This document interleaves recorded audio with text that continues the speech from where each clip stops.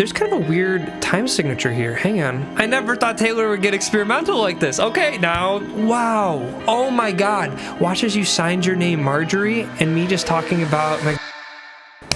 Ladies, gentlemen, and NBs, welcome back to another reaction. Today, at long last, we are finally getting to Evermore by Taylor Swift, continuing our Taylor Swift journey. Normally, I feel like I touch on my background with artists in these reactions, but you're kind of witnessing it here. You know, we started with Life of a Showgirl, which I was kind of whatever on, mixed the feelings on. And then our second introduction, or I guess our second exposure, was in Folklore. So that's really it, which Folklore I did love. I am currently 1 for 1 personally with my experience with Taylor Swift. So hopefully we'll get a lead here on Taylor Swift with Evermore. Now, it's my understanding that this is a sister album to Folklore. So I'm really kind of curious to see what is similar, what is different, but we'll touch upon that in just a minute. There's a reason why I'm doing this video now. Partially wanted to get a little bit of space to let some time with me to sit with Folklore, interpret it, go back on some lyrics, which I certainly did miss quite a bit, and I know you certainly let me know in the comments, but I appreciate everyone reaching out, letting me know who Scott Borchetta is. Maybe I mispronounced that, but some of these kind of partners, who the hell Joe is. Joe Mama? No.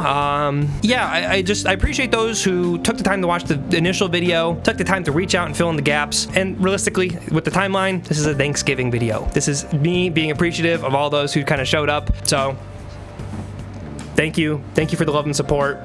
You get Evermore. Now, one thing I do want to note, while I do appreciate those who have kind of filled in some information and some background, and I did mention this in the previous reaction and all reactions going forward and previously, we do not look at the genius on these reactions kind of in the same way that when you watch a movie, you don't watch the movie with the script in front of you. I think kind of reading the genius along with the album, especially on first listen, is just not really the point. I think we should kind of hold music to the same standard, you know, take it as it is. And again, this is a first reaction. This is not the last by any means. You know, there's a lot of external discussion like we have in the comments, or even me watching, you know, interviews with Taylor, or watching the Long Pond sessions, etc., etc. This is just kind of a starting place. So if I say something here, doesn't mean that that's my opinion going forward. This is just a time capsule at this point in time. So let's touch upon the album background real quick here. This is the only thing we are going to check in Genius, just as a little bit of a framing device to kind of pinpoint us where we're at in this album, and then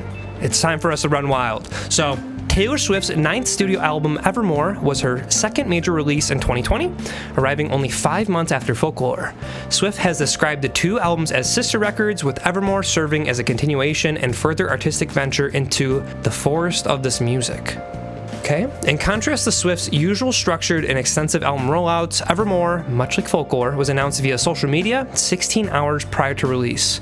Shortly after the announcement, she explained her reasoning for surprising fans with another album. Okay, I'm not totally gonna read that. It looks like something about 13. Okay, so she turned 31, it seems like, and then she released this album as kind of a gift, not for herself, but for her fans. Okay, cute, love that. Swift also dedicated Evermore to people who turn to music in effort to cope with missing loved ones, acknowledging the unusual loneliness of the 2020 winter holiday season due to the COVID-19 pandemic. Okay, I'm glad that that was addressed again. Good reason why we kind of read these. This, I know Folklore had some emphasis on COVID, especially in the song Epiphany, but just kind of in some of the themes of just isolation in general. So kind of good to know that this is going to be kind of in a similar spot. Now, again, I'm going into this, going to try my absolute best to divorce these two albums, but with her mentioning that they're sister albums, I'm going to look out for any sort of references to Folklore, but if there's anything reference to her even previous music, I'm not going to know it. And then last kind of note here, like Folklore, the writing on Evermore was a collaborative effort between Swift,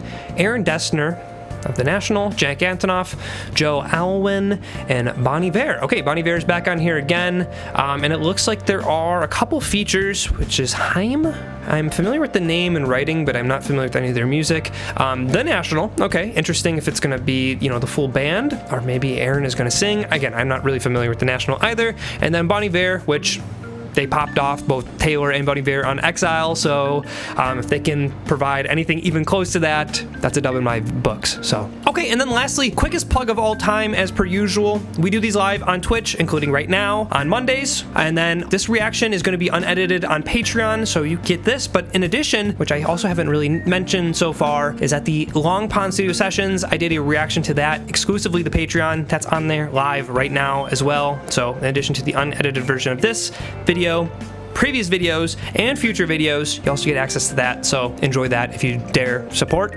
So I appreciate it if you would. I think that's pretty much it. We're gonna get into track 1. Oh, actually, my apologies. One last thing we gotta cover here. Folklore, we just had the woods. Now, this one, Evermore, we have a little bit of color here, which is interesting. Wearing an orange or red, even potentially flannel. But I think it's interesting that she is looking at the woods. So maybe this is her confronting kind of this isolation and depression. Maybe this is, if we're kind of thinking chronologically, maybe this is, you know, kind of the calm before the storm. Maybe this is like a prequel per se to Folklore. You know, maybe this is before she kind of goes through these emotions and then Folklore's her getting into it. Who knows? But interesting the color on this and her like ready to get into the woods. So anyways, enough yapping. Track 1, Willow. Let's see what Taylor Swift's got on this one.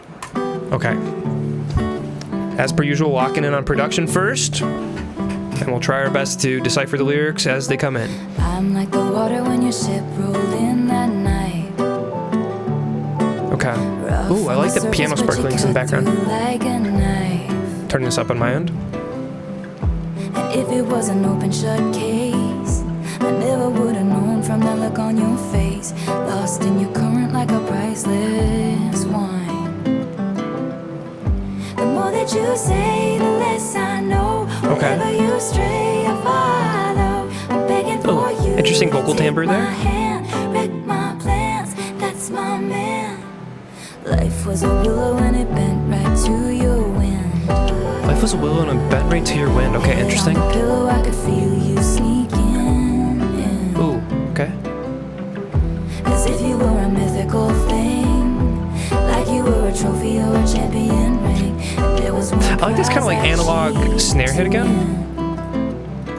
Gonna do a really quick pause. I'm gonna try my best to not pause so much during this reaction. Again, might talk over the music a little bit, but I promise I will go back and re-listen, or if not during this reaction, but after. But just wanted to kind of just make some quick notes on the imagery here and the instrumentation. I know that the collaborators are pretty much the same of Jack Antonoff and Aaron Elsner. I really like this blend of acoustic production with the guitar, but then you also have kind of like these analog, not necessarily synths, but kind of like drum machine elements of like that snare, like not really like a real snare, or like even like a rim. It's just like a very digital click, which I really love that blend, especially hearing that on the one or just consistently throughout Folklore. So I'm glad that kind of theming is continuing. But just right off the jump though, I'm like the water when your ship rolled in that night. I can't remember the exact song, but I do remember that there was some sort of references to like water, or I think I remember that the guys was referenced a lot as blue. So I think it's kind of interesting. I'm like the water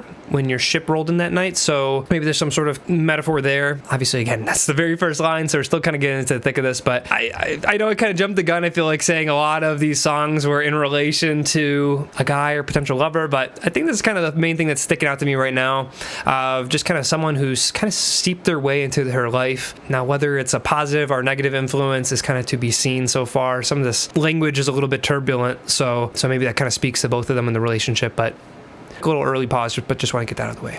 Ooh, yeah, okay, good bridge moment. Wait. Oh, that wasn't even taking us to a bridge. It took us right to this section again. Interesting, but it's harmonically different here. Life was a willow and it bent right to your wind. But I come back stronger than a 90s strand. Wait for the interesting. signal and I'll meet you after dark. Show me the places where the others gave you scars. I think there was some mention of scars in the last album too. I guess I should have known from the look on your face. I can't think of the exact song off the top of my head, but nice. Okay.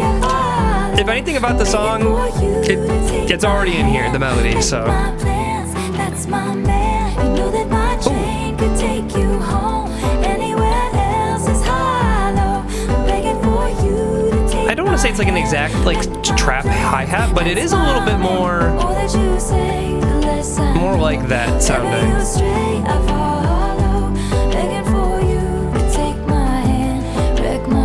It's a little bit too light. I don't think it's as crisp and digital. I think it is like an actual hi-hat that might be filtered or something.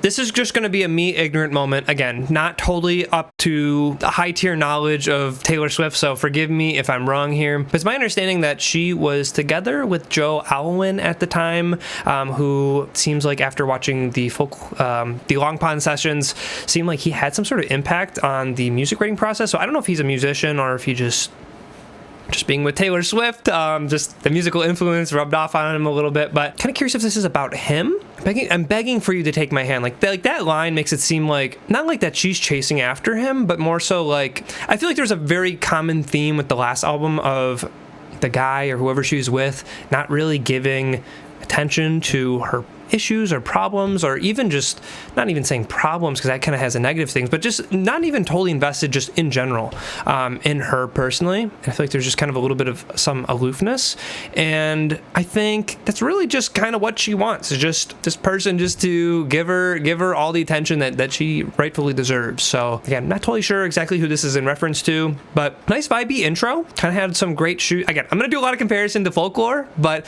had some great shoes to fill or to be better than the one, because I thought that was a pretty fantastic vibe setter, and I feel like this is on the same tier, so I gotta give that to this song. So that was a long yap for one track, but kind of doing some setup here. Track 2, Champagne Problems. Again, another big streamer. Let's see what Champagne Problems is about. Nice little piano accompaniment. Nice chord progression.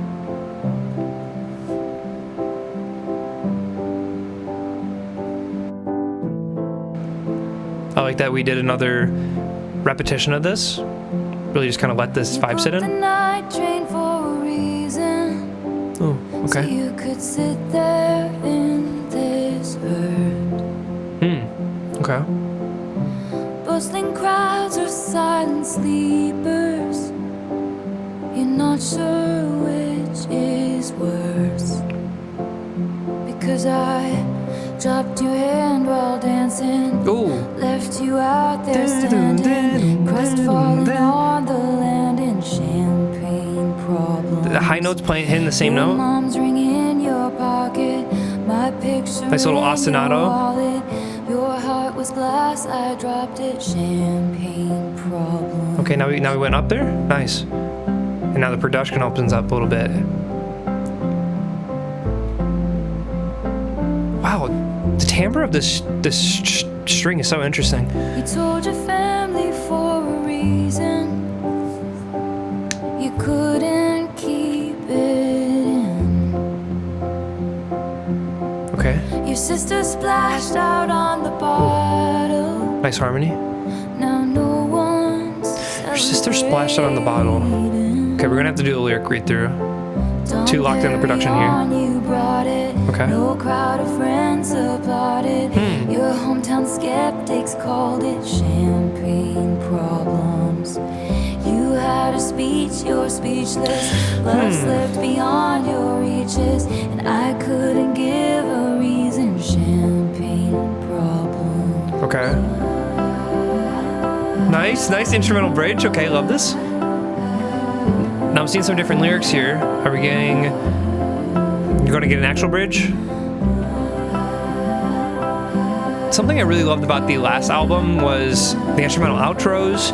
And again, I know I mentioned at the beginning of the song, but let the instrumentation, let the song breathe a little bit. Your Midas touch on the Chevy door. Midas touch on the Chevy door. And your flannel cure. This dorm was once a madhouse. I made a joke, well it's made for me. How evergreen our group of friends. Don't think we'll say that word again. And soon they'll have the nerve to deck the halls that we once walked through. Run for the money, Two for the show. I never was ready, so I watch you go. Sometimes Oh, that was an interesting vocal. I don't know if that was Taylor or someone else. On their knees and asked you, she would have made such like a crazy falsetto. bride. What a shame she's fucked in the head, they said. But you'll find the real thing instead.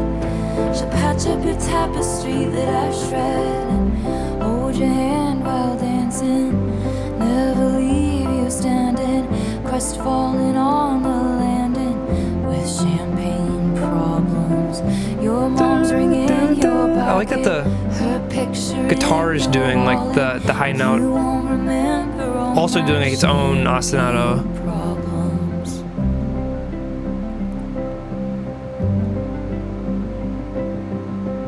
I like these kind of blends of kind of repetition.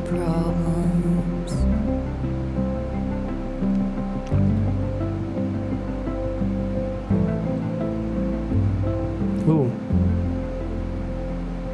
And that low string on the guitar, letting it buzz out a little bit there. I like that. I like the way the piano fizzled out there. Very like live recording. Like that's not obviously something that's like written. Definitely like a spur of the moment decision, but also a spur of the moment decision to add that into the album. So I appreciate that they added that in. Nice little personal touch there. I was just so locked into the production. I feel like I missed some of the language here. So you booked the night train for a reason, so you could sit there in this hurt, crestfallen on the landing, champagne problems. So I'm really trying to think about champagne problems, because obviously that's the name of the song. That's something that she repeats quite often. Your mother's ring in your pocket, my picture in your wallet. I know there was some kind of war imagery previously. You know, you kind of have like the cliche guy, you know, with girls like picture in his wallet. So I'm curious if we're kind of getting some reference there to the last album. I went into the last reaction knowing that there was some sort of lore, but I didn't really know what it was. I'm not sure if this is a continuation of that, but just themes that I'm noticing. Your Midas touch on the Chevy door. Now, that's kind of an interesting line. Chevy door kind of getting a little bit of some older imagery, but Midas touch, obviously Midas, King Midas, you know, whatever he touched turns to gold, which is kind of like a double-edged sword, you know. November flush. I think flush is interesting verbiage. This dorm was once a madhouse. I made a joke, well, it's made for me. How evergreen our group of friends. How evergreen our group of friends. Don't think we'll say that word again. Damn, that's sad. And soon they'll have the nerve to deck the halls. I think there is some, like another song about the holidays or something coming up.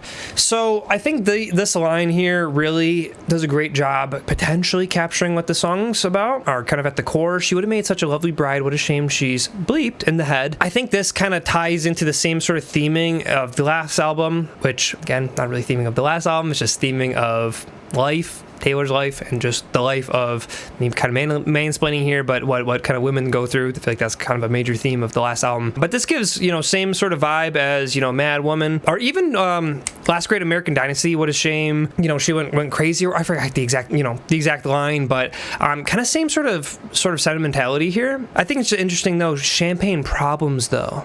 Face value, you know, champagne problems, you know, think alcoholism potentially, whatnot. But I don't know. I just kind of think that that's kind of like a disguise for what this is. Maybe what they're saying with champagne problems is like, oh, she's messed up in the head, relating it, you know, people saying that it's champagne problems, that it's something else, when really they're kind of missing the core issue of them being misogynistic, potentially. Kind of a little bit unsure on this one, I'm going to be honest. I like the potential of what this is, but I'm just going to keep rolling. We're going to kind of keep some of this imagery in the back burner to track 3, Gold Rush, which again, Gold Rush, same sort of, you know, older timeline with like Rebecca and all that. Kind of curious if, I think that was also track 3, Last Great American Dynasty, so maybe that there is some sort of one-to-one correlations with these track song, you know, with between the albums. So I'm going to kind of keep an eye out for that.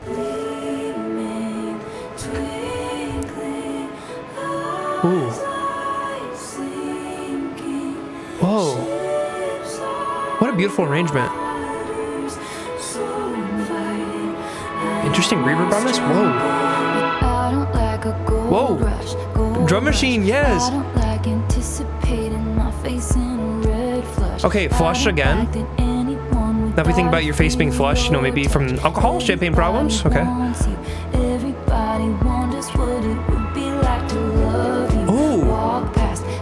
Whoa, I love this pickup here. Dun,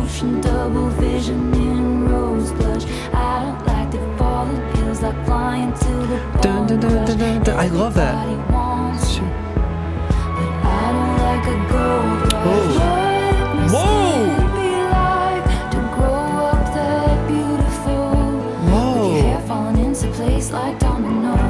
What a cool chord progression change here. Eagles t-shirt, okay. Not the Chiefs. I know this was before them, but Coastal Town, okay. And then it fades into the gray of my day-old cause it could never be. Cause I don't like a gold rush. I don't like and love you. Walk past, quick rush. I love the vibe of this one. This might be my favorite vibe sounding one so far. I don't like the falling feelings like flying till the bone crush. Everybody wants you. I don't like a gold rush. Yeah, this tonal shift here is beautiful. Oh, she just said she took the word right out of my mouth. Into place like dominoes. Folklore, okay, she said the line. Dare to dream about you anymore. At dinner parties won't call you out on your contrarian shit. In the coastal town we never found, we'll never see. Love as pure as it. Cause it fades into the gray of my day-old tea. Cause it will never be.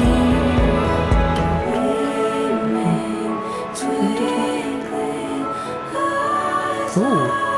Left ear, we have some sort of... It almost sounded like there was like a saxophone or some sort of woodwind for a brief moment there. Ooh, and a hard cut? Okay, right from the jump, I think that one is my most favorite so far. I know we're only, 3 tracks in, but I love the vibe of that one. I think the first 2 tracks were pretty good tone setters, but I think we're kind of, locking in a little bit more with the album, which also kind of lends maybe to me gelling with this one a little bit more. But Gold Rush, gleaming, twinkling, eyes like sinking ships on water, so inviting I almost jump in, but I don't like a gold rush. So obviously historically, if we think of gold rush, think of everyone kind of, migrating to try to get their chance at that kind of the fortune, and obviously a lot of people kind of got bit in the butt by kind of not having that pay off for them. But I don't like a gold rush. I don't like anticipating my face in a red flush. Bars, I don't like that. Anyone would die to feel your touch. So maybe she doesn't like the... Okay, hang on. Everyone wants you. Everybody wonders what it'd be like to love you. So maybe she feels like she's the gold rush, and that she feels like these people are really just kind of like jumping at, see the hype on initial impression. They kind of try to reach out to kind of get a taste of that. But I don't know if they're necessarily going into it for even like the right reasons. When you kind of make a commitment that big, are you in it for her, to care for her in like a relationship? Or are you in it for, the popularity, the hype? Message. I don't like a gold rush being like she doesn't like gold diggers kind of thing, potentially. Maybe. But I think it's even deeper than just funds, though. I think it's deeper than just money. I think it's more kind of on a personal level and kind of what she wants from someone. Again, someone who doesn't just love her for those things, someone who actually loves her for herself. So I don't like anticipating my face in a red flush. I think that's just, I don't like that anyone would die to feel your touch. I think she would still want that devotion from someone, but I don't think she likes waning devotion, that it's conditional or that it's someone kind of stringing her along type of way. Okay, yeah, I think that's pretty much the vibe I'm getting out of this. I think it's interesting. Dinner parties, again, kind of talking about, I think they had some extravagant parties or something that they mentioned in that song. Interesting that this is track 3. That was also track 3, so I'm sensing some sort of potential parallels here. Again, while that was about Rebecca Harkness, I believe that was the name, this is more from her perspective, Taylor's. So, but great track. I think that one will get a star for me in the bio once I fill out my favorites. So let's get into track 4. 'Tis the damn season. Ooh. If I wanted to know left ear panning. Ooh, right ear panning. Whoa. This muffled like kick drum thing, and then this really like brushed hi-hat sound in the right ear. Okay. And a guitar and a vocal just right down the middle. So we could call it even. You could call me babe for the weekend. 'Tis the damn season right this time. I'm staying at my parents' house, and the road not taking looks real good now. And it always leads to you in my hometown. I parked my car right between the Methodist and the school that used to be ours. The holidays linger like good harmony. I like the reverb there. Run, but only so far. I escaped it too. Remember how you watched me leave. Okay, I know I'm not saying too much, but I'm just kind of letting this one It's okay soak in a little with bit. you, it's okay with me. We could call it even. You could call me babe for the weekend. Oh, the drum is so far back. Season right this time. I'm staying at my parents' house, and the road not taking looks Like they're really banging on it, but it's not that loud in the mix, which I think is a really interesting decision. Now I'm missing your smile, hear me out. We could just ride around, and the road not taking looks real good now, and it always leads to you. Like it's pounding, but it's distant, like emotional distance. Sleeping half the day, just for Okay. old time's sake. I won't ask you to wait if you don't ask me to stay. So I'll go back to LA and the so-called friends who write books about me if I ever make it, and wonder about the only soul who can tell which smiles I'm faking, and the heart I know I'm breaking is my own. Ooh, okay, nice line. To leave the warmest bed I've ever known. Okay, We could gonna do a quick pause here. I know we're about done with the song, but I just want to go back and just kind of reread some of these lines here. But if it's all the same to you, it's the same to me. So we can call it even. You could call me. I'm staring at my parents' house, and the road not taken looks real good now. Ooh, okay, we're gonna do a little bit of cooking here. Bear with me. So this song is called "'Tis the Damn Season." Obviously, 'tis the season gives Christmas, gives warmth, but 'tis the damn season gives a little bit of a bite to it, a little bit of a bitterness to it. If we kind of go through the lyrics here, kind of some of the key ones that jump out to me is you can run, but only so far. I escaped it too. Remember how you watched me leave. You can call me babe for the weekend. I'm staring at my parents' house. It's kind of cold, fogs up the windshield glass, so kind of a little bit more of a framing for potentially Christmas. But last line I want to note, it always leads to you in my hometown. So I think the vibe I'm getting is that she's in town for the holidays. Now, whether this person, whoever she's kind of dealing with, whether it be someone who she was more invested in romantically previously, or maybe it's just kind of like a fling that just kind of, comes and goes, which maybe that's the metaphor of this kind of being like a come and go sort of thing. But again, I don't know if that's super the point here, but it seems like that she's kind of back for the holidays. She's staying at home, but this person kind of keeps coming back into her life. So I don't know if it's something you can even argue that's not even necessarily a romantic person, but could be just emotions of just kind of going back home. I know personally, there's certain kind of emotions and people that you interact with that when you go, when you come back home to visit your parents or the rest of your family, whoever, that are kind of exclusive to when you're there in the thick of it. So it could also just kind of be a reference to just those kind of more generalized feelings as well. But the holidays linger like bad perfume. It's a shame. It's a shame that unfortunately she feels that way. Personally, there's a lot of push that the holidays can be such a negative time, but really got to try to look at the positive here. So hopefully Taylor is in a better place with Travis and that she can enjoy herself these holidays. But that's tough. That's sad. And especially I feel like bad perfume, I feel like a lot of people spray themselves up, boo themselves up a little bit for the holidays. So like a bad perfume lingering this person, kind of getting the vibe there. So the road not taken looks real good now. So the road not taken is this person potentially, that she didn't totally invest in this person, but now that she's home or vice versa, or this person's looking into her being like, hey, we're lonely. That's another thing I feel like with the holidays that, it can be a lonely time. Obviously telling someone to look on the positive end of things is kind of one thing, but obviously holidays are emotionally charged for a reason. This is coming out around Thanksgiving time. Think about what you're thankful for with family, but it's a time of potential loss. You got to reflect on the people you've lost in your family potentially. And this is kind of a time to kind of confront that, the holidays, which can be emotional. But again, Thanksgiving is kind of the prime example here. In some ways, it can kind of be a blessing and a curse. I'm going to interject with a little bit of kind of personal anecdote here, but for kind of this Thanksgiving, personally, despite me kind of losing a family member personally this past year, in some ways, it brings people closer. So again, whether it be family, friends, potential lovers, kind of coming home for the holidays, there's kind of, you got to take the bitter with the sweet a little bit here. So I like what's going on here though, especially with us being in the thick of the holidays. But let's keep going.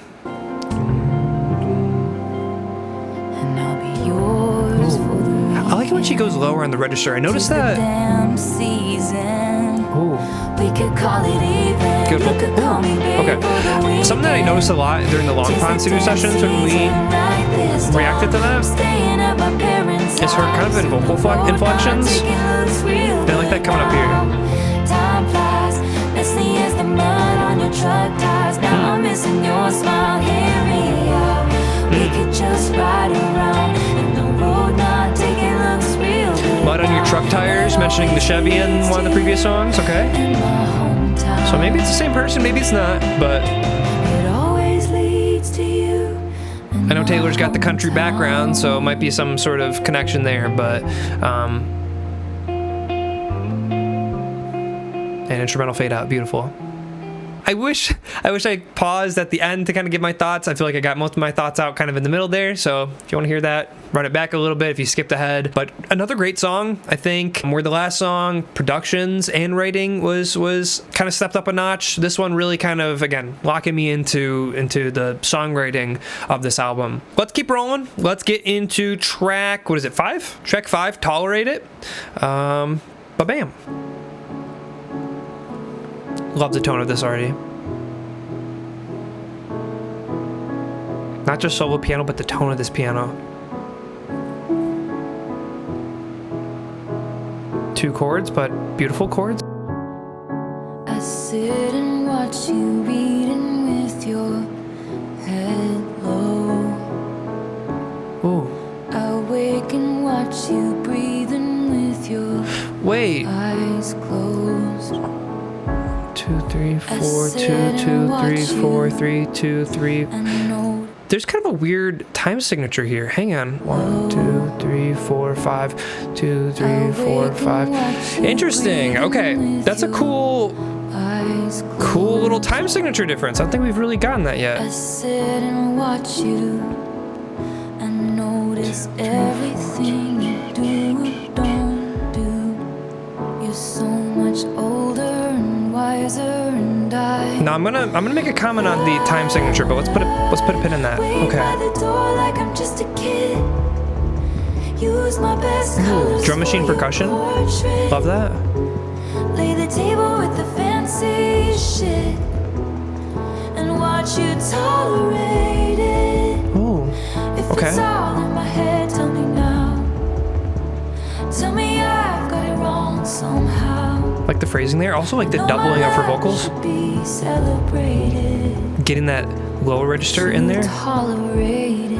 Agreed. Okay, gonna pause really, really quick here. You're so much older and wiser. Wait by the door like I'm just a kid. Lay the table with the fancy shit and watch you tolerate it. Now, you're so much older and wiser. This could be another song, you know, kind of being more introspective of her talking to herself, of a different version of herself. Could also be kind of an emotional maturity thing, again, with whoever she's with or was with previously, romantically, and in a relationship with. I want to note the time signature here, being 5/4, of kind of being a little bit of an odd time signature. Now, I mentioned it some sort of usage like this in the Billie Eilish reaction of using kind of an odd time signature to kind of show a disjoining of or lopsidedness of this relationship. And I think why it's used here might be kind of in the same way. I'm gonna kind of let that idea stew a little bit, but especially for being such a pop girly, for her to go 5/4, there's got to be a deeper meaning here in the production. So take that with a grain of salt, but we're gonna maybe cook with that later. I greet you with the battle heroes. Welcome. Ooh.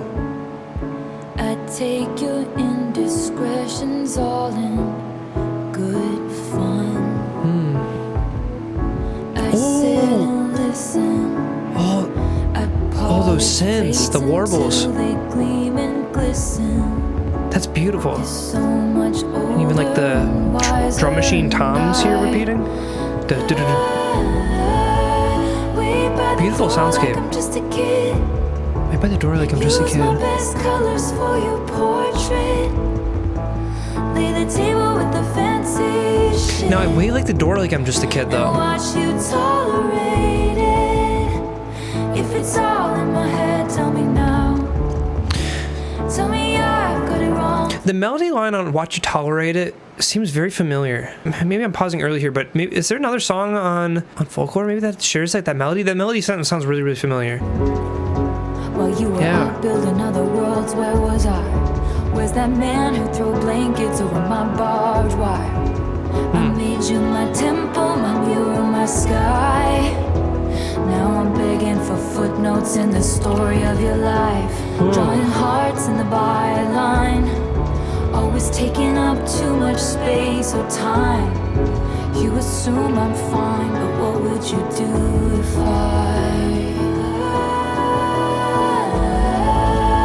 break free and leave? I love this percussion. Really creates a sense of urgency here. Oh. Dagger, I mean, removed it in reference to like the scars that she mentioned previously, maybe? If it's all in my head, tell me now. Tell me I've got it wrong somehow. Wow. I know my love should be celebrated, but you tolerate it. Okay, I think tolerate it is a really important distinction here. I feel like this might kind of tie into kind of some of like the Mad Woman imagery of just kind of an emotional disconnect here. I sit and watch you. Yeah, I think this kind of emotional disconnection is kind of the key theme here. I'd be glad to be, woefully wrong here, but I think it makes sense with the instrumentation going on here, with some of the themes that we've kind of been accustomed to previously. Just kind of makes sense for this, again, just kind of to develop that. But I sit and watch you. Now, I think that's interesting. I don't know totally what it means. I think that line by itself, to kind of do this repetition again of, but you tolerate it, but end with, I sit and watch you, with being a standalone line. I don't know if she just feels that she's just an observer in what's going on, and however this guy is whoever is interpreting her expressing herself isn't going to be read right correctly, but even her telling this person that to kind of lead them on the right path of understanding her, it feels like she's being ignored here emotionally. So beautifully arranged track. I really love kind of a bring up of some of those electronic instruments. I feel like we haven't really heard too much of that so far. I heard a couple drum machines, but I do love the introduction here. So let's get into track 6, Nobody No Crime. Now, again, I am not super familiar with HAIM, if maybe at all. I'm familiar with the name. I don't even know if I'm pronouncing that correctly, but let's just say that this is kind of my first introduction to this person, this group. I have no idea, but track 6, Nobody No Crime. Let's see what this is about. I like that synth that kind of, obviously we have the police sirens, but ooh, whoa, we're getting full country here. Okay. Harmonica and everything? Estes, a friend of mine. Estes, meet up every Tuesday night for dinner and a glass of wine. Estes been losing sleep. Her husband's acting different and it smells like infidelity. She says that ain't my Merlot on his mouth. That ain't my jewelry on our joint account. Like the phrasing there? There ain't no doubt. I think I'm gonna call him out. She says, I think he did it, but I just can't prove it. Okay. I think he did it, but I just can't prove it. I think he did it. Nobody, no crime. Can't prove it. No, nobody, no crime. But I ain't letting up until the day I die. Okay, might say more than I need to, and I might have nothing to say at the end of the song, but one, Este, that's a name, that's a name that I'm not familiar with in the context of these two albums, but I was informed, whoever informed me, in the last album of, like Betty and James, and there was a couple names kind of thrown out there of being potential, like, friends' names, or like friends' children's names, I believe. So I'm curious if that's kind of a similar bit to that. Just want to note that with the name, but I like what this song is doing. One, it kind of lends us a little bit more into her country roots, which, if this is going to be kind of like a, listen, if you're wearing a flannel on the album, like, we're giving country here. We're giving country, and I'm glad that we're kind of giving that a little bit more, kind of going to her background, because I only, know a couple songs of Taylor at that time, but to me this is an introduction, but it's kind of a nice callback for repeat listeners and for people that have been with her. But kind of the vibe I'm getting here, listen to what I'm going to say carefully, because this is not a negative at all. Kind of given like a When He Cheats kind of country kind of cliche. Now, cliche, I feel like can have some kind of, depending on who's the recipient of that, might take that negatively, but I don't mean that negatively at all. I think a cliche is there for a reason, and I think this kind of like tongue-in-cheek, touching on kind of like that genre blend here, but kind of doing her spin on that. I like that. I don't know. There's something witty about that. So touching on infidelity, think the song's doing a great job of kind of spelling out the vibe here. But let's keep going. SD wasn't there Tuesday night at Olive Garden, at her job or anywhere. He reports his missing wife, and I noticed when I passed his house, his truck has got some brand new tires. Okay, we mentioned the truck and the tires. His sister's moved in, sleeps in Este's bed and every. This might be a crazy read. I know she mentioned Midas touch on the truck or whatever in one of the lines with the truck. Isn't Midas like don't they do like car stuff? Don't they do like tires and whatever? So maybe maybe this guy went to Midas, the car shop or whatever, and that's like the alibi here. Might be a little bit of a development on that earlier line. No, there ain't no doubt somebody's gotta catch him out, 'cause I think he did it, but I just can't prove it. I think ooh, now we got the backings. Nice. I just can't prove it. I think he did it, but I just can't prove it. No, nobody, no crime, but I ain't letting up until the day I die. I like the hesitance and the phrasing.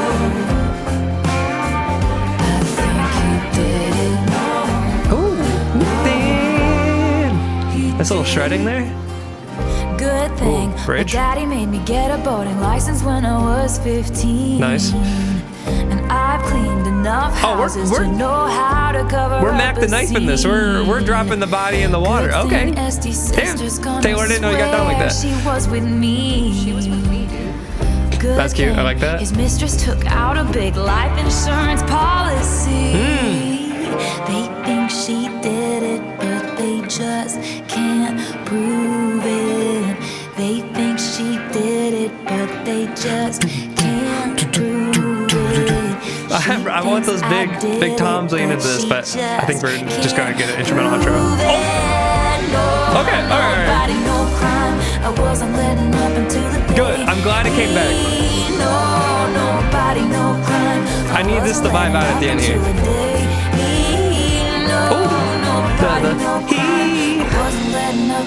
Get a little bit of a country twang in there. Yeah, I think I said pretty much what I need to say on this one in the middle. Once again, kind of doing my yapping in the middle. Maybe you love that, maybe you hate that. But I gotta interject when it's pressing on my mind. But a great vibe, cool little kind of tongue-in-cheek, I feel, with a kind of a country theming staple. So, and especially with kind of what we've touched upon the last couple songs, whether or not she actually goes through with this or not, in actuality isn't the point. I feel like this is just kind of a good emotional outlet song for her. So love that for her, just even in that. So we are at track 7, Happiness. Now, I believe that this is the longest song on not just this album, but the Folklore as well. So this will kind of get us over the hump. So track 7, Happiness. Let's see. I feel like this might be ironic. I have a hunch. Super somber church vibe here. Honey, when I'm above the trees. Honey, when I'm above the trees. I see this for what it is. That was 7, yeah? Oh, this is track 7. Okay. Connections. Showed you all of my hiding spots. All the years you're given are just things we're dividing up. When the music stopped. And in the disbelief, I can't face reinvention. I haven't met the new me yet. There'll be happiness after you, but there was happiness because of you. Both of these things can be true. Good line. There is happiness. And beautiful synth here. Past the blood and bruise, past the curses and cries, beyond the terror in the nightfall. Haunted by the look in my eyes that would have loved you for a lifetime. Leave it all behind, and there is happiness. Tell me, I love this arrangement. winning smile begin to look like a smirk? Ooh. When did all our lessons start to look like weapons pointed at my deepest hurt? I hope she'll be a beautiful fool who takes my spot next to She used that phrasing in another song on the My Deepest Hurt I line. didn't mean that. Sorry, I can't see facts through all of my fury. You haven't met the new me yet. Ooh. Okay. There'll be happiness after me, but there was happiness because of me. Both of these things I believe there is happiness. I think I'm just gonna let this one run. History, across a great divide. Beautiful strings here. There is a glorious sunrise, dappled with the flickers of light from the dress I wore at midnight. Leave it all behind, and there is happiness. Wow, I read ahead. That's a crazy line. I can't make it go. God, she's so good at these bridges. By making you a villain. I guess it's the price I paid for 7 years in heaven. And I pulled your body into mine every goddamn night. Wow. Now I get fake niceties. No one teaches you what to do. A good man hurts you, and you know you hurt him too.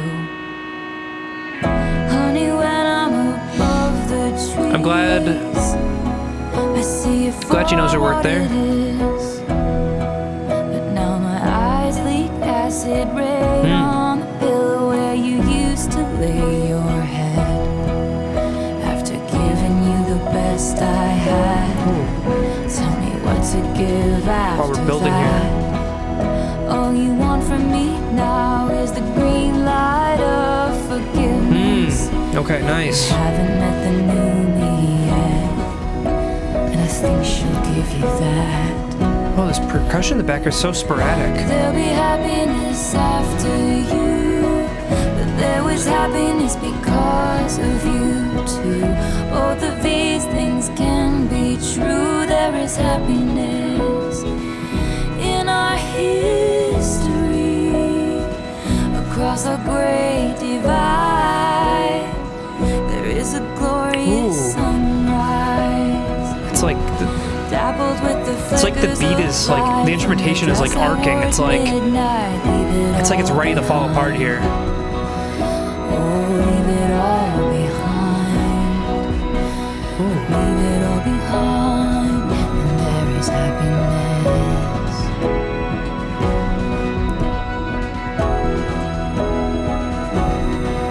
Oh, that synth. That synth lead is so beautiful.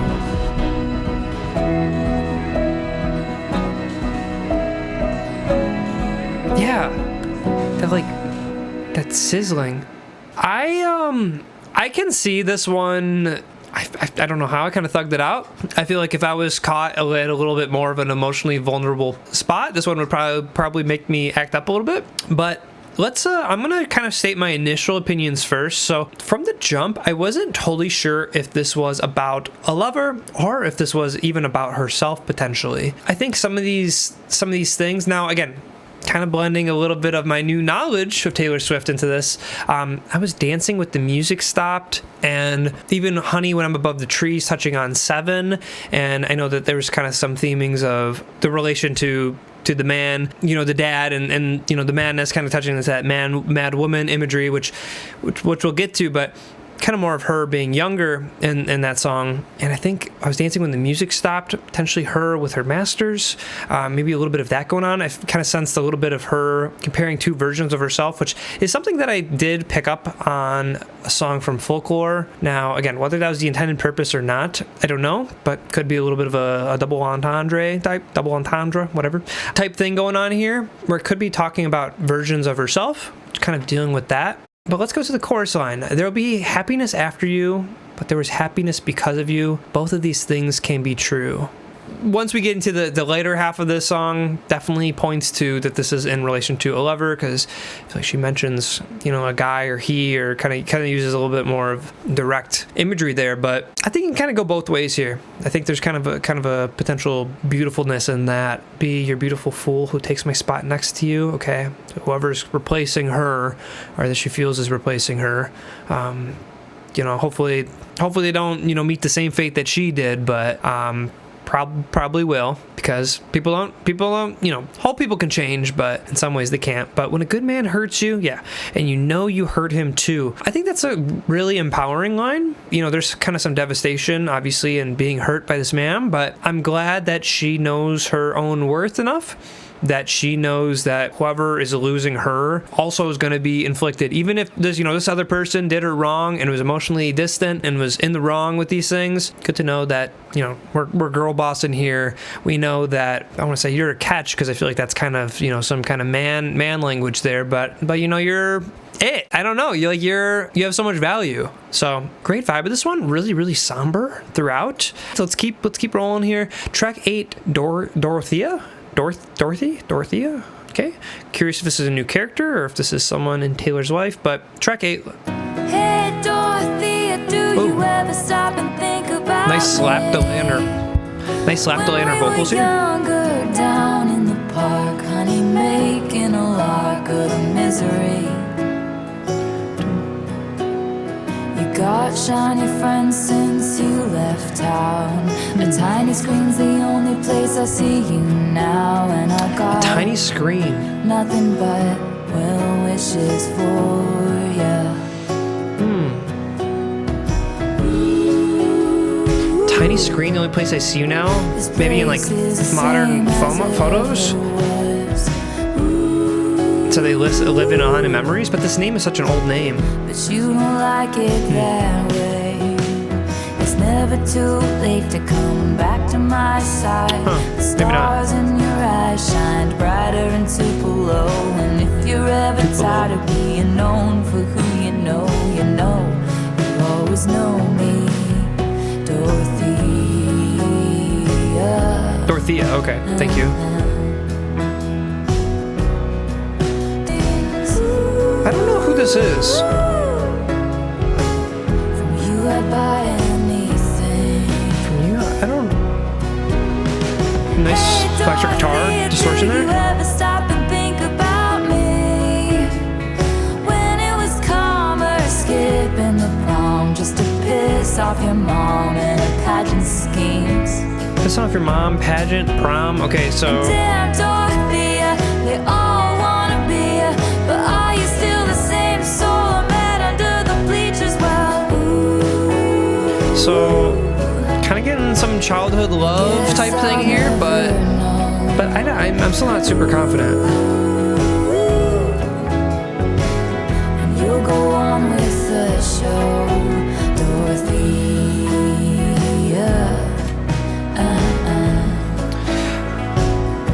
I'm gonna kind of do my remarks here because it seems like it's mostly a vibe out outro. I'm not totally sure on this one how I feel, because it seems to be about a person. Now, whether fictional or in real life is one thing, so please fill me in on the comments about who this is.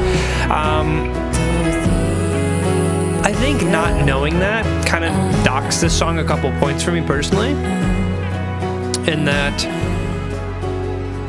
it's, you know, so much devotion and love for this person, which kind of the way that Taylor is writing about this person with so much admiration and whatnot makes it seem like that this could be about a real person potentially in her life. But I just don't know who it is. And because the subject matter is so focused and super duper about someone, and me missing that kind of makes me miss out on a big chunk of the song as a whole, especially with this kind of feeling like it's so story driven here. Right now, gonna kind of give it a little bit of a shrug, but again, might gain a little bit greater appreciation for it once I know who this is about. That's just the way it'd be on first reaction. So if this is your favorite song, Please don't kill me. But, you know, maybe we'll get a redemption in the future here with some context. So that was a pretty quick one. Now we got track 9, Coney Island, featuring The National. I think it's interesting that it's featuring The National. So I don't know who's in the band other than Aaron. So let's hear not just what Coney Island's about, but what The National's about. Break my soul in two, looking for you, but you're right here. If I can't relate to you, I like the panning strings along with this kind of watery percussion here. And if this is the long haul, how'd we get here so soon? Good line. Did I close my fist around something delicate? Did I shatter you? And I'm sitting on a bench in Coney Island, wondering where did my baby go? The fast times, the bright lights, the merry-go. Sorry for not making you my centerfold. Over and over, lost again with no surprises. Disappointments, close your eyes and it gets colder and colder when the sun goes down. Okay, I know I haven't really said a whole lot. Just gonna kind of do a quick little read back here. Break my soul in two, looking for you, but you're right here. If this is the long haul, how did we get here so soon? Okay, I'm glad that this is about Coney Island, the place, and not about the hot dog. Wondering where did my baby go? The fast times, the bright lights, the merry-go. I'm still not totally sure on this one. Let's keep rolling. Let's keep rolling. Let's get a little bit more context here, and then we'll check back in. The question pounds my head. What's a lifetime of achievement? Whoa. If I pushed you to the edge, but you were too polite to leave me. Okay, so obviously guy vocal. This is from the guy's perspective. I feel like we got this with Iver in the last album. Who coaxed you into paradise and left you there? Now they're just doing the same line. Will you forgive my soul? You're too wise to trust me. So it's not just one of them is saying these things. They both share this thought. We were like the mall before the internet. It was the one place to be. The mischief, the gift wrapped suburban dreams. Sorry for not winning you an arcade ring. Interesting. Over and over, lost again with no surprises. Disappointments, close your eyes and it gets colder and colder when the sun goes down. Wow, he hit that low note. That was crazy. Were you waiting at a road spot in the tree line by the gold clock? Did I leave you hanging every single day?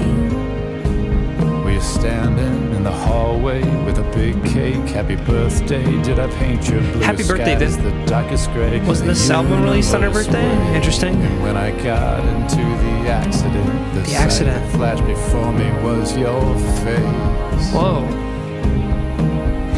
When I walked up to the podium, I think that I forgot to say your name. To the podium, so is she at like his wake or something? I'm on a bench in Coney Island, wondering where did my baby go? The fast times, the bright lights, the merry-go. Sorry for not making you my centerfold. Over and over. I think we got it. Again with no surprises, disappointments. Close your eyes and it gets colder and colder when the sun goes down. Yeah. When the sun goes down. Sun goes down. What's that melody line? There's so many melody lines that are really ringing out to me. What's that one song? It's like a runaway train. Curious if there's some sort of shared relation between those songs. Sorry for not making you mine. Is that all I do is try? So maybe, is that Mirrorball? Maybe there's a little bit of connection there, connective tissue. Beautiful song.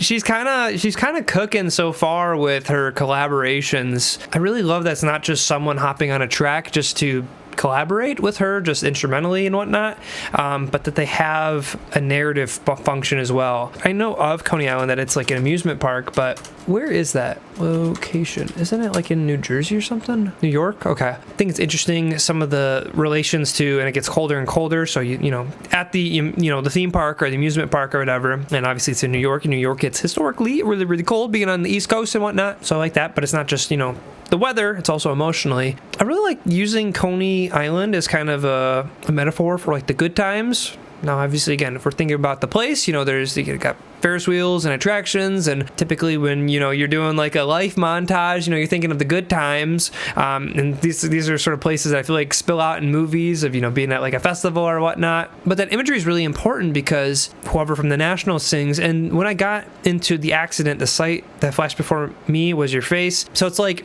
kind of like this, like when you die and you're like going through these memories, you're thinking of the good times at like this amusement park with this person, high emotion, high energy, and that's kind of like a nice romantic place to take someone type vibe. Take them out to the pier, Ferris wheel, classic. Again, dare I say cliche, but they're cliche for a reason. But I think it's interesting. I wasn't expecting this turn of this guy potentially dying, but I don't think it's more so just for shock value that the guy died, but I think it's more so just a really great way to paint that maybe they were perfect for each other, but whether they didn't kind of let each other in, or that there was some sort of miscommunication that they could have ironed out but they didn't, but now they never can. That's kind of another point there.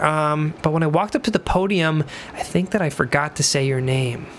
Now that's interesting because again, I think that this is her, kind of speaking at a wake potentially. But why would she be at the funeral and not know her? Wait, there's another line. Wait, there's a line from I didn't have in myself to go with grace, and you're the hero flying around saving face. And if I'm dead to you, why are you at the wake? Why are you at the wake? So that was in reference to Scott. So maybe this could be another song in reference to that, even potentially too, where it's not just romantically, but business partner, that kind of turn sour, kind of speaking with a little bit of hesitance there because I'm not totally coached up. I'm learning here still, but similar imagery there between these two songs, so a little bit of connective tissue there. But yeah, just kind of a song about longing, wasted potential of kind of thinking about what could have been. I think that's kind of the subject matter here. So we are over the hump. Track 10. Let's get into Ivy.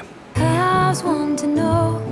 Ooh. I'd meet you where the spirit meets the bones. Ooh. In a faith forgotten. The spirit meets the bones. I love that imagery. It's beautiful. In from the snow, your touch brought forth an incandescent glow.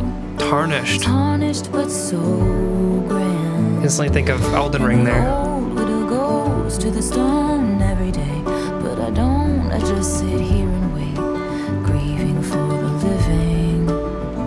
Grieving for the living. Oh, goddamn, my pain fits in the palm of your freezing hand. Taking mine, but it's been promised to another. Oh, I can't stop you putting roots in my dreamland. My house of stone, your ivy grows, and now I'm covered in you. Ooh. I'm gonna do a quick read pause. Your ivy grows, and I'm covered in you. That's a beautiful line, because when you think of ivy, ivy kind of grows like a weed, so it could be beautiful, but grieving for the living, oh goddamn, my pain fits in the palm of your freezing hand. Your freezing hand. I meet you where the spirit meets the bones in a faith-forgotten land. Stop you putting roots in my dreamland, my house of stone, your ivy grows, and I'm covering in you. So, kind of cryptic songwriting here, lyrically. I like the images as painting, but I'm not totally sure quite yet what it means to me. I'm going to kind of take these kind of 3 lines here and really kind of take that as my building blocks here, but stop you putting roots in my dreamland. So I don't know if this whole kind of previous part was more fictional of like, thinking about like her, like an ideal kind of fantastical kind of world in my house of stone, kind of thinking, a little bit more medieval, whatnot. But I think it's interesting. Your ivy grows and now I'm covered in you. Again, kind of touching on like that weed feeling sort of again of just kind of being smothered by this person. I don't know. Interesting. Let's keep going. I wish to know the fatal flaw that makes you long to be magnificently cursed. Okay. He's in the room. Your opal eyes are all I wish to see. Opal eyes. He wants what's only yours. Oh, goddamn, my pain fits in the palm of your freezing hand. Taking mine, but it's been promised to another. Oh, I can't stop you putting roots in my dreamland. My house of stone, your ivy grows, and now I'm covered. Clover blooms. Okay, I'm gonna let her keep cooking here, but I'm really thinking on this one. Time is near. What would he do if he found us out? What would he do if he found us out? Crescent moon, coast is clear. Spring breaks loose, but so does fear. He's gonna burn this house to the ground. I was one to know I'd live and die for moments that we stole, unbegged and borrowed time. So tell me to run. I don't know. Dare to sit and watch what will become, and drink my husband's wine. Oh. I'm getting lost in the imagery here. So yeah, it's a fire, it's a goddamn blaze in the dark, and you started it, you started it. So yeah, Oh, beautiful, beautiful granular synth there. it's the goddamn fight of my life, and you started it. Oh, I can't stop you putting roots in my There's someone layered in the vocal here. my house of stone, your ivy grows. Maybe it's just her lower, but it almost sounded like a guy there for a moment.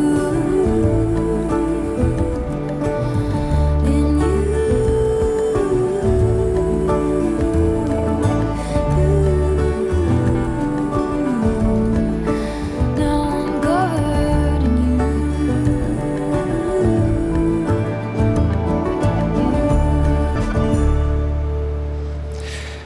Beautiful song. I'm not so sure what it means. This one might be kind of one that's lost on me, unfortunately, on first listen. I might need to do a little bit more research here. It feels really specific, whether it be fictional or not. So I don't know if this is, an album lore thing, but I already kind of touched upon the beginning. I wish to know the fatal flaw that makes you long to be magnificently cursed. He's in the room. He wants what's only yours. I don't know if I like that one. He wants what's only yours. What would he do if he found us out? Spring breaks loose, but so does fear. He's gonna burn this house to the ground. How is one to know? I'd live and die for moments that we stole. Drink my husband's wine. So maybe this is like an infidelity track, but something like, I don't know. Maybe it's infidelity, touching on again, but there's another line. He's in the room. Your opal eyes are all I wish to see. He wants what's only yours. I don't know. There's something, maybe I'm totally reaching wrong. Maybe it's out of a place of love and affection. I don't even know how to say this. I'm just going to give this one a shrug. I just don't know, not a shrug sonically, but a shrug, and I don't totally know what this one could potentially be about. I just feel a little bit lost on this one. I think this one, once I kind of will research a little bit more, and as I'm sure you will tell me what I'm missing here, I'll get a greater appreciation for. But the parts I did enjoy, and then the parts that I did get off the jump, is very fantastical, very beautiful there. But I love the arrangement, kind of a little bit more of like that country bit a little bit, but also a little bit some synth warbles and a little bit more of like that electronic element. Again, love that kind of blend of styles here, and I think the song did that really well. Just the songwriting in general is really well, but what it means, not totally sure. So let's move on into track 11, Cowboy Like Me. A lot of, Cowboy Like Me. I feel like the last couple of tracks had a little bit more of a country twang to it, so kind of interesting that we're really hammering on this kind of theme here. And the tennis court was covered up with some tent-like thing. I like the drums here. The way they're processed is beautiful. I said dancing is a dangerous game. There's a synth pad underneath here. This is gonna be one of those things. Ooh. Rising and settling, panning a little bit. I'm never gonna love again. I've got some yeah. chance of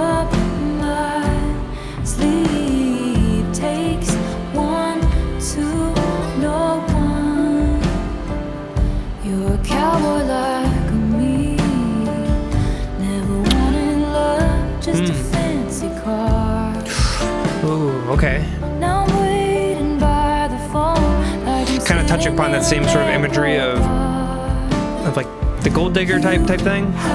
Oh, guy vocals.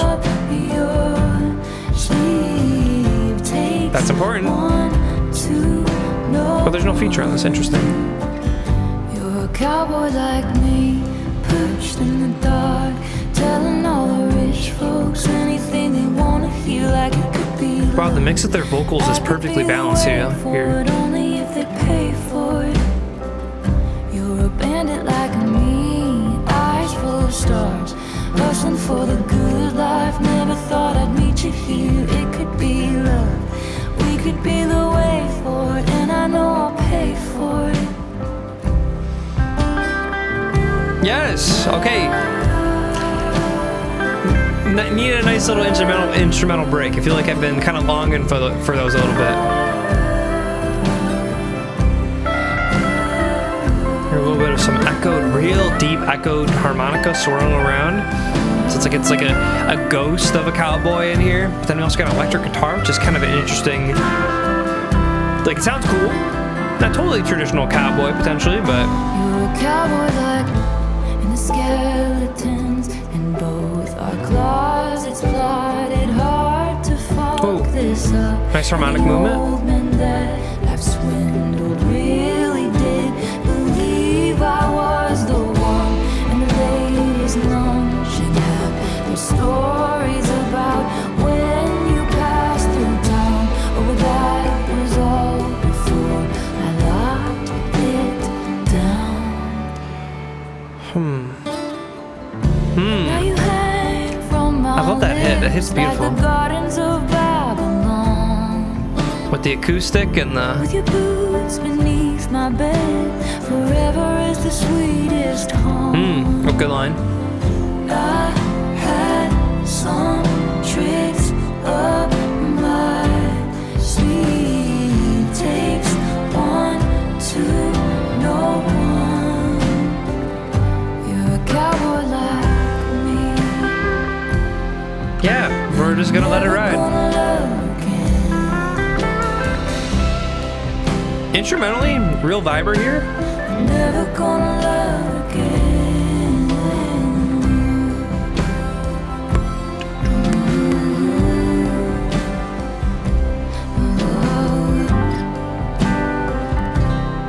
I couldn't tell if there was a layering of analog drums and synthetic drums again, but so I think this is really kind of touching back onto Taylor, kind of leaning back on her kind of country upbringing, but obviously whoever she's with or whoever she's talking about here kind of has a similar upbringing.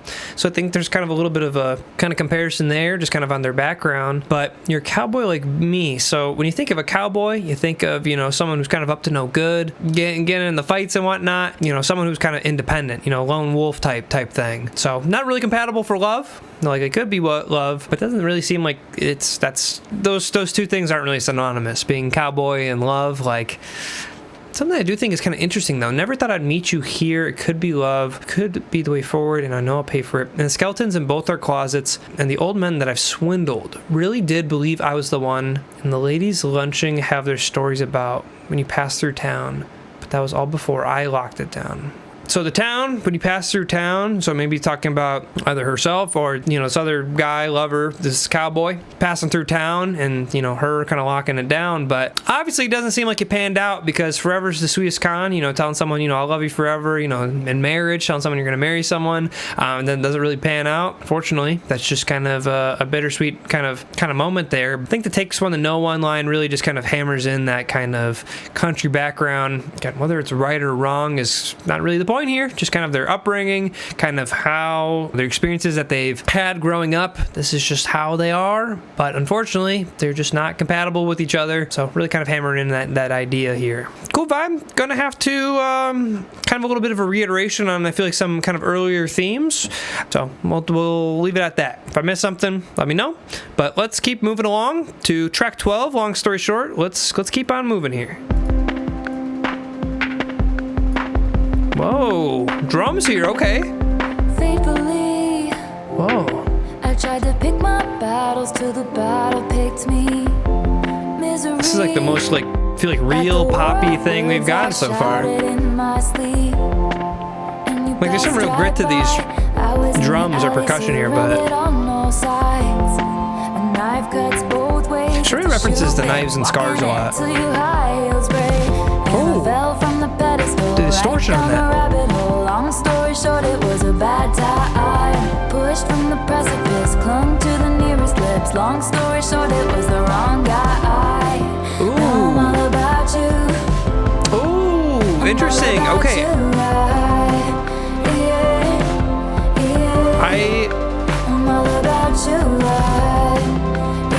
I feel like I sniped this one already. I feel like I got a general idea, but I'm gonna hold off until the end. Actually, I always felt I must look better in the rear view. Missing me at the Golden Gates. At the Golden Gates. The keys to. When I dropped my sword, I threw it in the bushes and knocked on your door. And we live in peace, but if someone comes at us, this time I'm ready. I fell from the pedestal, right down the rabbit hole. Long story short, it was a bad time. Pushed from the precipice, clung to the nearest lips. Long story short, it was the wrong guy. No more keeping score, now I just keep you warm. No more tug of war, now I just know there's more. No more keeping score, now I just keep you warm. I just keep you warm. Damn, that's Evermore. Roll credits. Okay. I wanna tell you not to get lost in these petty things. Your nemesis will defeat themselves before you get the chance to swing. And he's passing by, rare as the glimmer of a comet in the sky. And he feels like home if the shoe fits, walking it everywhere you go. I'm all about you now. I wish they did the faster hi-hats there longer. Like, it does it for like such a brief moment, then it cuts Long out. story short, it was a bad time. Long story short, I survived.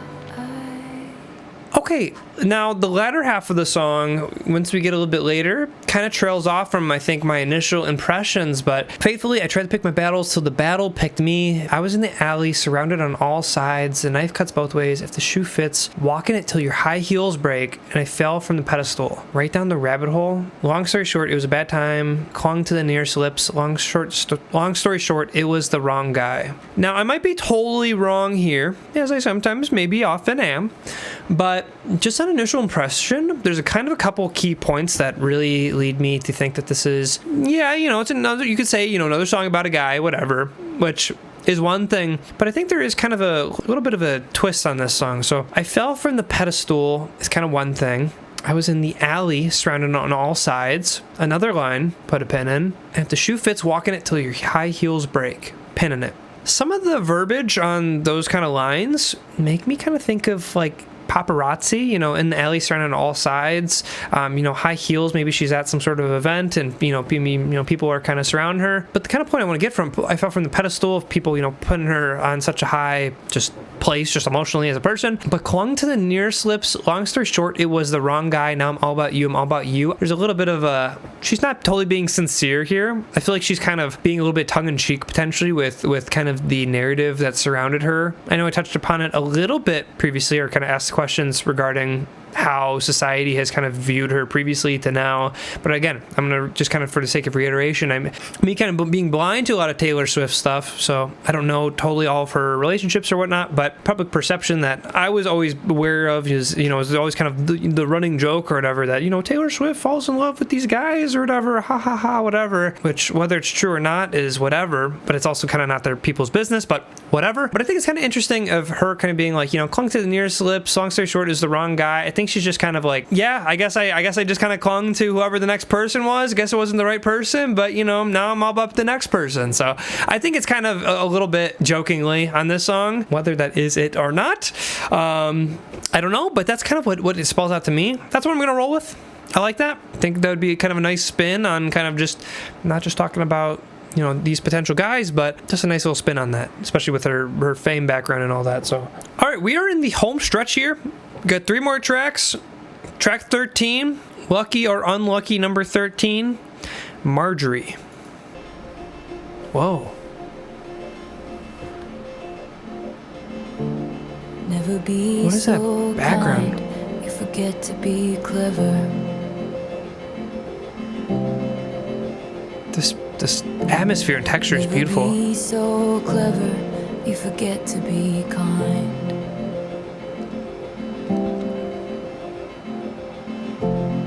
And if I didn't know better, I think you were Very slight tempo with a kick drum, analog kick drum. I think you were talking to me now. If I didn't know better, I think you were still around. What died didn't stay dead. What died didn't stay dead. You're alive in my head.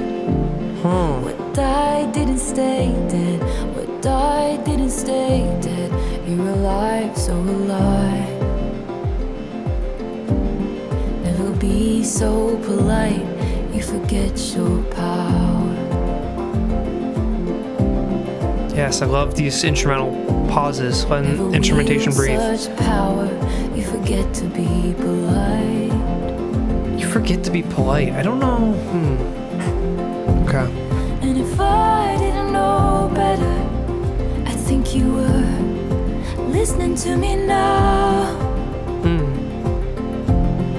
If I didn't know better, I think you were still around. What died didn't stay dead. What died didn't stay dead. You're alive in my head. What died didn't stay dead. What died didn't stay dead. You're alive, so alive. I'm not saying a whole lot, but this song's kind of getting me a little bit. You love the amber sky so much, long limbs and frozen swims. You'd always go past where our feet could touch, and I complained the whole way there. The car ride back and up the stairs. I should have asked you questions. I should have asked you how to be. Asked you to write it down for me. Should have kept every grocery store receipt, 'cause every scrap of you would be taken from me. Watched as you signed your name, Marjorie. All your closets of backlog dreams, and how you left them all to me. What died didn't stay dead. What died didn't stay dead. You're alive in my head. What died didn't stay dead. What died didn't stay dead. You're alive, so alive. I'm just gonna let this ride out. We'll talk in a minute. I think you were singing to me now. Whoa. What a sample. What was that? I think you were still around. It's so reverbed. It's like a ghost singing. I know better, but I still feel you all around. Which I think is interesting. There's been kind of some themes of haunting, I feel like, in this album. But this has been a little bit of a different perspective here. Oh, we're getting some vinyl crackle.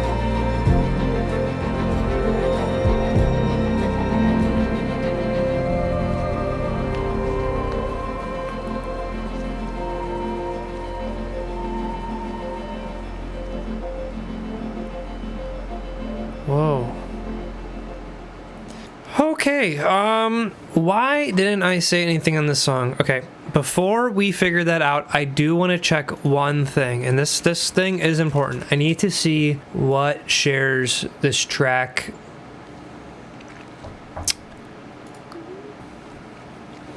Taylor, very clever. I gotta give it to you. Whether this is someone who passed during COVID that Taylor knew, or just during this time, or even before, or whoever, doesn't really matter. I do think that this is interesting, though, that this shares kind of the same track list tiering as Epiphany from Folklore, which discussed COVID a lot. Also, The Death and the devastation during COVID, which I got emotional at length in the last reaction, which I will not touch too upon right now, because something that I think is really interesting, the line, someone's daughter, someone's mother in folklore on Epiphany. Now, the name Marjorie is kind of an older name, so I'm just going to kind of go out on a limb here and assume that this is about her grandmother, potentially. I don't think it would be her mother. I sincerely hope not. Hopefully she, her mother's still alive or in her life or whatnot. But I have a hunch that this is about her grandmother, and just kind of reflecting on what this person meant to you. You're still alive, and just kind of you're alive in my head. Despite them being gone from the physical realm, this person persists in memory, but not even just in memory in what's in here, but also other people's memories, but also in their lives that they've kind of left behind. I think there's some kind of really touching lines that touched out to me was, because every scrap of you would be taken from me, all your closets of backlog dreams and how you left them to me. Unfortunately, I know I just mentioned someone who passed earlier in my life, but I also lost a grandparent this past year, which makes me think about them, going to their house after their passing and kind of going through their items. And it's kind of one thing to kind of sift through and determine what kind of pieces of them you want to keep alive and to keep in terms of items, but you think about not just stuff, but you come across shoe boxes of, they mentioned should have kept every grocery store receipt, but these are things that these people would keep. And everything, if you just kind of up and leave one day, all these things that might have purpose to you that you'll never really, if someone kind of comes upon that, they'll never totally know what it means to that person. And all you can kind of do is think, but just because it belonged to someone is why you want to keep it, because obviously they kept it for some reason. And even really just kind of the small things, like, I got a fair bit of some sort of hand-me-down stuff, some sweaters. I don't want to get emotional here, but this is one of the things that I haven't worn from my grandfather, but a lot of sweaters in the last several reactions are from my grandfather, but even kind of smaller things, just like a pen that he would write with, for everyday use. Wow. Oh my God. Watch as you signed your name Marjorie, and me just talking about my grandfather's pen. It's the small stuff, man. It's the small stuff. People talk about heirlooms and whatnot, which is, sweet, I suppose, kind of bigger priced value items, but there's really something touching about some of those things don't preserve the legacy of that person, or don't really speak to what this person was about. Sometimes it's more of the more mundane things that keep someone alive, like the grocery store receipt or something as simple as a pen that they would use. Those things are like relics in a way of keeping people alive. So keeping people alive in your head, kind of tying into that as well. Wow. Okay. Again, I think another song that I powered through a little bit better here than I did Epiphany in the last reaction. But I think if I was in a little bit worse place emotionally, I think this will definitely get me in the future more than it has now. So thank you for sharing that moment with me. But let's keep going. Let's thank you for the next track being Closure. Let's get some hopefully closure here, Taylor. 2 more tracks, Closure. Let's see what this is about. Oh, crazy percussion. They've really been going crazy on the percussion elements on this album. I really love that. Actually, it never really would have. It's been a long time. Okay, Seeing I'll let the her shape of your name still spells out pain. It wasn't right the way it all went down. Looks like you know that now. Whoa, crazy vocal. Yes, I got your letter. Yes, I'm doing better. Whoa. It cut deep British? to know ya, right to the bone. Know ya. Yes, Okay, maybe not.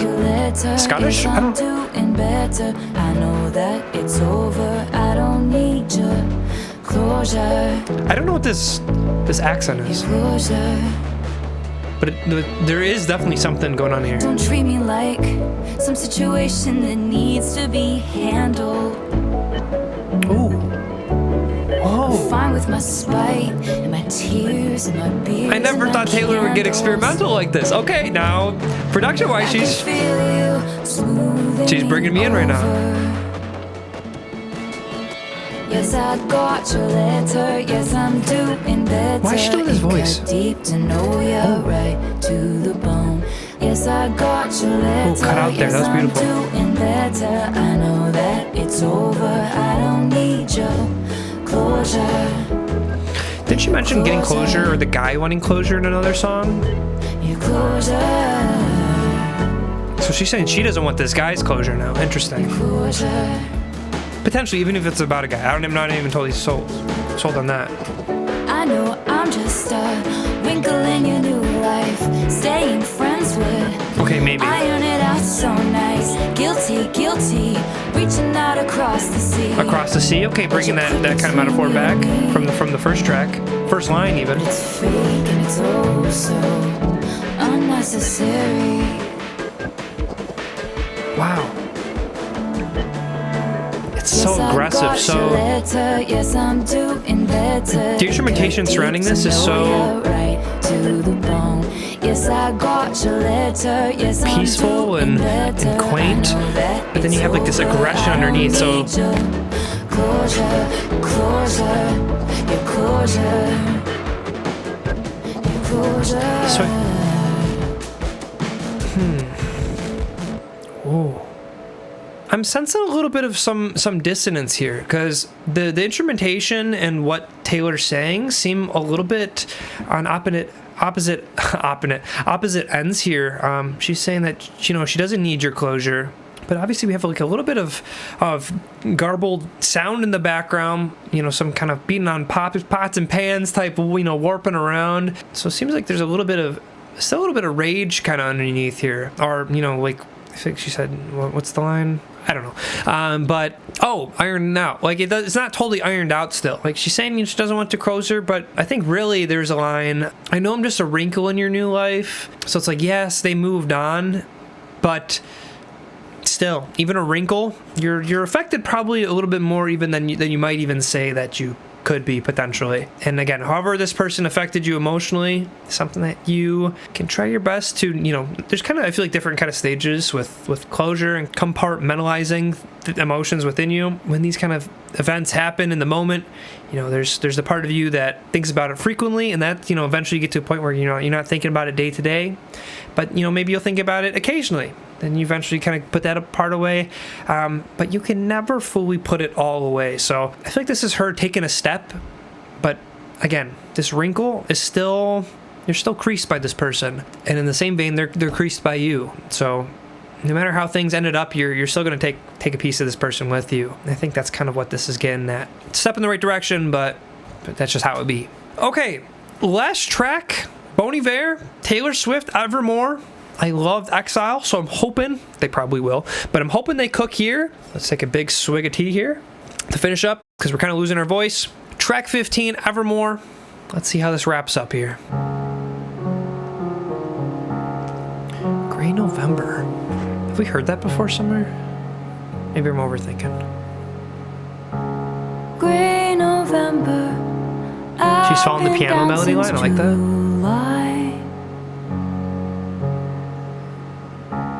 Motion capture put me in a bad light. I replay my footsteps on each stepping stone, trying to find the one where I went wrong. Writing letters, address to the fire. She mentioned a fire a couple times, like blaze. And I was catching my breath, staring out an open window, catching my death. And I couldn't be sure. I had a feeling so peculiar that this pain would be for evermore. Okay.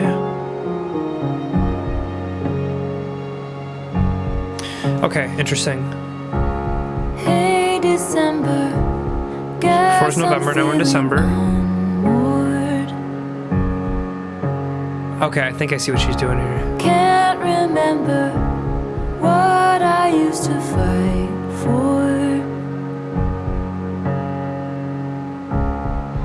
I rewind the tape, but all it does is pause on the very moment all was lost, sending signals to be double-crossed. And I was catching my breath, barefoot in the wildest winter, catching my dad. And I couldn't be sure. I had a feeling so peculiar. I'm gonna give my thoughts at the end. It's gonna be another one of those. Evermore.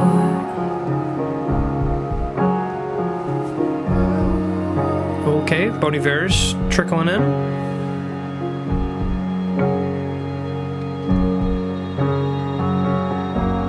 Whoa. Cannot think of all the cost, Whoa. all the things that will be lost.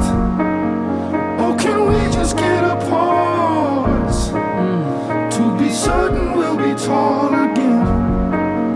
Where the weather be the Wow, this piano's beautiful. frost, or the violence of the dog days. I'm on way, shipwrecked, okay. Tying back into the first track. I could just go across. When I was shipwrecked, I thought of you. All the things that will be lost now. Now she's shipwrecked. In the Wasn't the cracks guy of light, on the ship at the beginning? Or he was the I waves? dreamed of you. Okay. To be certain we'll be tall and be thinking. And it was real enough to get me through.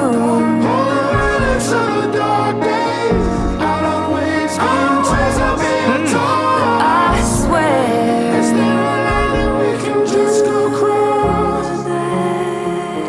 Oh. Now we're going back to that beginning melodic idea. Wow, what a cool idea for the bridge. It's like totally like two separate songs existing here. Now we got the main line, piano line, but with a little bit of a harmony I thing. was catching my breath. Floors of a cabin creaking under my step. And I couldn't be sure. I had a feeling so peculiar. This pain wouldn't be forevermore. Evermore. Evermore. This pain wouldn't be forevermore. Evermore.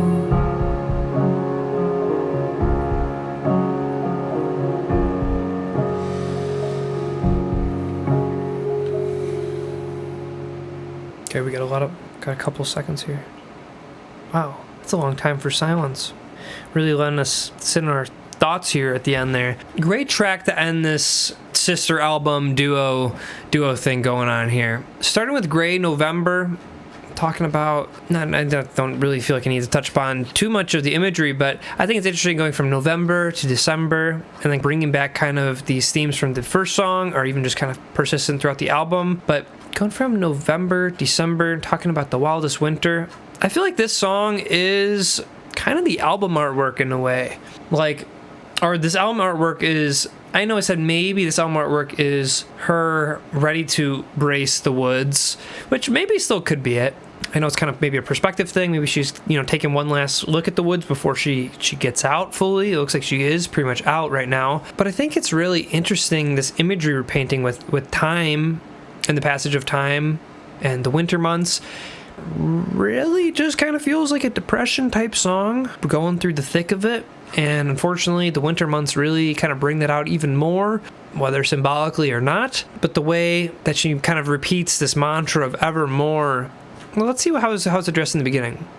In November, I had a feeling that this pain would be evermore. So she feels, really like in the beginning of this, when she's really in the thick of it, that this is gonna go on forever. I will never be able to get out of this. December, there was a kind of, I feel like, a couple illusions of maybe a little bit, a couple glimmers of hope, but still hammering in that this is this is her life now, kind of ruminating in these feelings. But now we kind of take this emotional bridge here, touch it on that shipwrecked imagery and whatnot, which in relation to the guy, potentially, which, maybe that's who's trying to save her, suppose. But I'm not really going to consider the guy here. I think this is more so her coming to terms with that you can't really accept. You can't let anyone save you. You kind of have to save yourself. And I feel like at this last song is her coming to terms with that. I feel like it gave more closure than the song Closure. But I feel like it's her really coming to terms with that whoever this guy isn't going to, he's causing her pain potentially, and her leaving him, getting closure from that kind of puts an end to this, persistent pain. But even kind of some of these more personal struggles she's been going on with. And again, there's a little bit of a glimmer of hope that this pain isn't going to be forevermore, that there is an end, a light at the end of the tunnel message. So great way to kind of wrap this up, of going from that bleakness of folklore in the cover art, and now we're getting a little bit of some color and some optimism. So okay, that is, I think, the end of kind of my main album thoughts. Let's get into the closing thoughts here. Admittedly gonna have to kind of go back and re-listen to some of these tracks, namely Willow, Champagne Problems, and I think Ivy, most likely. Oh, and Dorothea. And that there was a couple theming things that I feel like I just totally lost, either from names I didn't know, or even from those first couple tracks. We're just slowly still kind of getting into the vibe of the album. Again, fortunately, it takes a little bit to, sometimes it feels like with albums, you're just kind of jumping in head first, and it takes a little bit to kind of get a better feel for where this album is going to go or where it's going to take you. There were some fun twists production-wise, and especially in the last track, Closure, some really cool experimental stuff going on here. Folklore had a little bit of some granulated synths and some cool little synth warbles going on. This album, I feel like really kind of went hard on that or didn't. There's some more true, I feel like, country elements that this album lead into, like No Body, No Crime. I thought was really cool. A great usage throughout this album of just some drum machine usage. I feel like that was pretty consistent as well. That I think differs from Folklore. This is going to be tough. I don't know if I necessarily want to say which one's better, because I think they're kind of for different purposes. Now, I don't know. I feel I'm okay. What I will say is I'm glad. I was kind of worried going into this album, seeing that it is an hour and it was only released 4 months after Folklore. Admittedly, I was kind of worried of, Taylor seemingly has a lot to say here, and I'm glad that she did have a lot to say, but I had a little bit of a fear that, how much kind of stuff are we going to be retreading here between these two albums? And while there were certainly some themes that overlapped, namely kind of like the Mad Woman's, theming from the last album, even lyrically, there's some Seven references, Last Great American Dynasty, etc. It wasn't totally one-to-one, and I feel like it only, as this is named by Taylor a sister album, some of these comparisons are only just kind of used to supplement each other. I feel like there were some themes in this album that touch on themes from the last album, but don't just go down the same path that kind of develop those themes. And I do appreciate that in this album, because there was a couple things even that I thought could be, again, maybe I'm letting too much public perception in here, but thinking potentially some of these tracks could be about the Scott Borchetta, whoever his name is.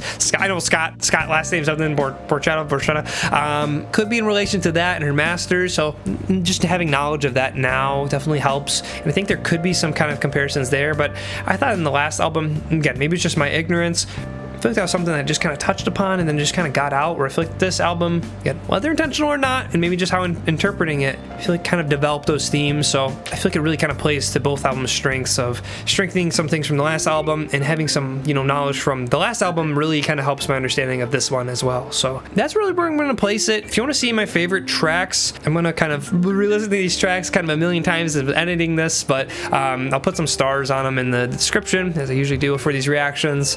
But yeah, I think that's going to be pretty much it for the reaction. If you want, again, the full uncut thing, this is going to be on Patreon, along with the Long Pond studio session. So if you want that, you're more than welcome to support. If you can, fantastic. But if not, again, obviously if you made it to this point in the video, you've done more than enough. You've been a great support. And again, another reason why I'm doing this video for Thanksgiving week is Taylor's what made me. Taylor's what made me a little bit. So again, kind of in the same vein of what we did with Folklore, there is going to be a little bit of a time gap probably between this album and the next, just because I do want to let this album kind of chill and sit with me for a little bit before just moving on to the next Taylor Swift album. So there will be another Taylor Swift album likely at some point, but just gonna let it breathe a little bit. But that being said, please let me know which album from Taylor Swift you want to hear next, and then also what other albums you want to hear in general. If there's something that's pressing that's similar to this or even different that you like, please let me know. I'm all ears to give anything a shot. So anyways, that's gonna conclude my stream and my recording today for Evermore. Again, just want to say thank you for being here. Happy Thanksgiving. Hopefully you have a great time with your friends, family, and if you are unable to and spend time with yourself, please be gentle to yourself during the holiday seasons. I know it's tough, but people love you. You can either reach out, feel free to do so, to whoever in your life. You could reach out to me, but again, I'm just the guy on the screen, so I'm sure there's people in your life that truly care for you, that want to support you. So please take care of yourself during the holiday seasons, and I'll see you guys in the next one.